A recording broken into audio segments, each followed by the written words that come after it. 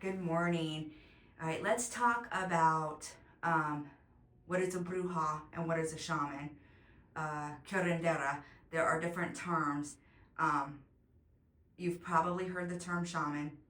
They are all over in all cultures, just different words.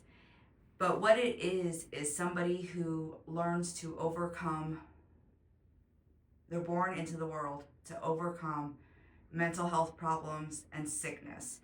And in overcoming with nature, you are able to help others heal because you have healed. Um, no disrespect to any um, people out there who have gone to school to study this to help people. Um, Psychologists, social workers, there's a purpose. I get it. But for me personally, just from my perspective, going to talk to counselors and psychiatrists and just be put on medications was not helpful for me. I would have a hard time going and especially talking to somebody and telling them my story, and then they would end up crying and I would end up comforting them. So it does make it to where you feel extremely alone and isolated, and you learn how to talk to your counselors and how to basically tell them enough but not everything, because you can't tell somebody if you're having suicidal ideation, because the first thing that they're going to do is put you in a hospital and um, give you medication. I understand that and I understand the purpose of that, but it doesn't necessarily get to the root cause, and it doesn't necessarily help you heal what needs to be healed. And for me, I needed to start with my nervous system. I needed to start calming down my physical being, and taking medication and doing things to just numb it or try to forget it and move past it, because my life had everything that seemed to be appropriate, but I still wasn't happy because I still had all this energy that I was holding on to that wasn't serving me a purpose anymore. So, in my history, I grew up, especially as a child, listening to spirit, listening to the universe. And my mom would catch me all the time. I would be in the middle of the night, I would get up, I would go into the closet, because dark closets, dark spaces, especially if there's water, um, it was easier for me to listen to the universe, not my thoughts, because you can hear your internal dialogue, you hear your own voice, and I also hear other voices, which I attribute to archetypes, like the different energies that I uh, am holding. So if you ever notice, like you have,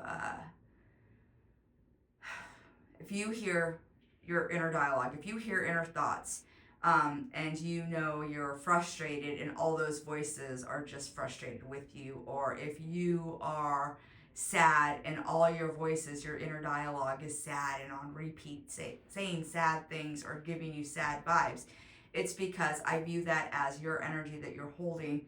And whatever your vibe is, those voices are going to match the vibe, because they're the archetypes that are helping you live your life, helping you navigate through. They are your guides, your ancestors, your um, inner wisdom, okay? But they have to match your vibe. So you are in control. Your actions are in control of what your vibe is. You are entertaining, focusing negative, or focusing positive. Those voices are going to match, which I didn't realize I was doing, because I just kept engaging in the negative thoughts and the repeat patterns of what my mind was playing for me, because I wasn't dealing with it and healing it. So the mind just kept bringing it back around until I was forced to deal with it. And I just kept getting sicker and sicker and sicker. And part of me, I knew I remembered, because it's like I lost in growing up. You stop believing in Santa, you stop believing in the fairies, all the things, right? Like you just kind of grow up.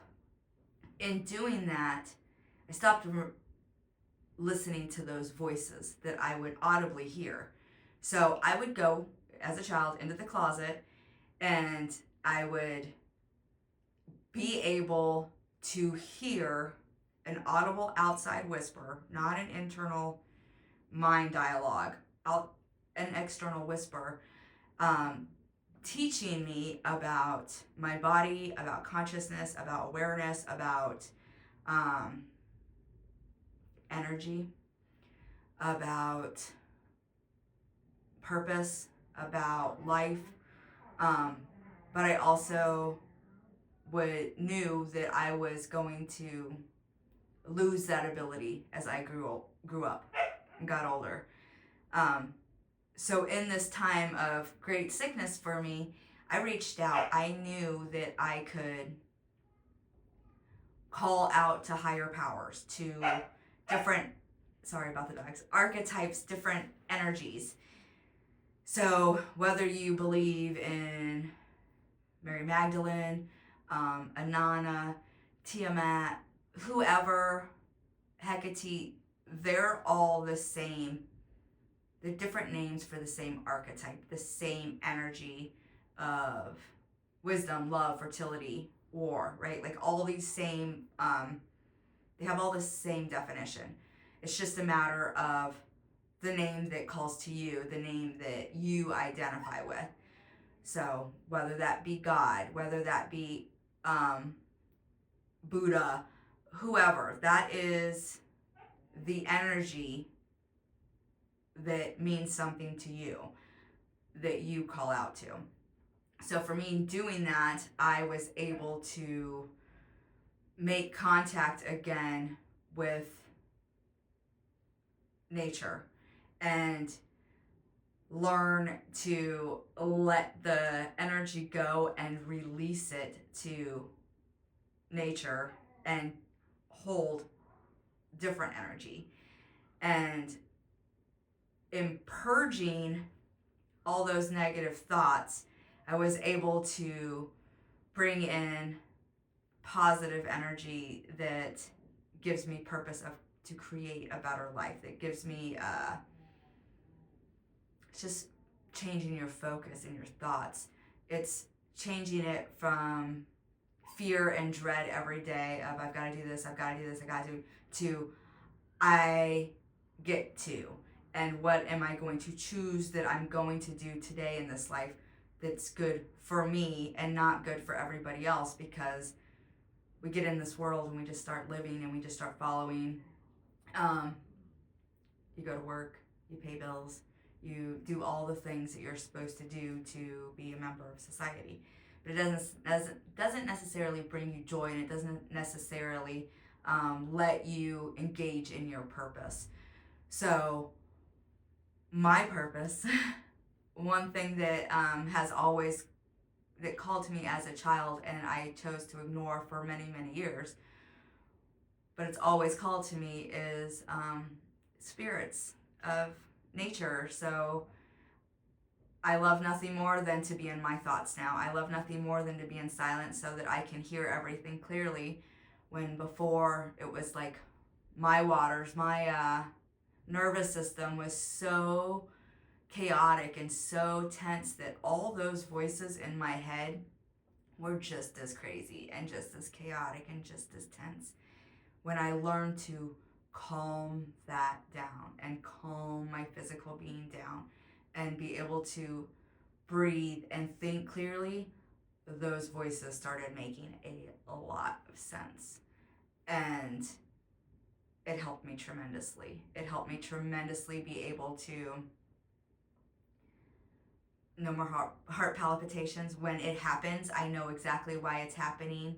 I feel it before it's even going to happen, because I feel excited and I'll feel what it's doing.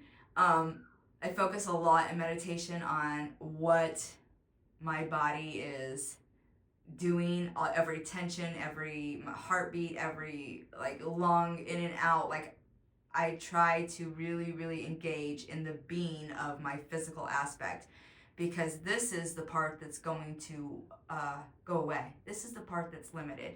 Your body is only here for a certain period of time, and it is the representation of all your bloodline. This space and time in this universe, and it will expire. But your consciousness, your awareness, the life behind it, is the soul that continues on. So the relationship with the soul is the part that really calls to me, is the part that gives life meaning.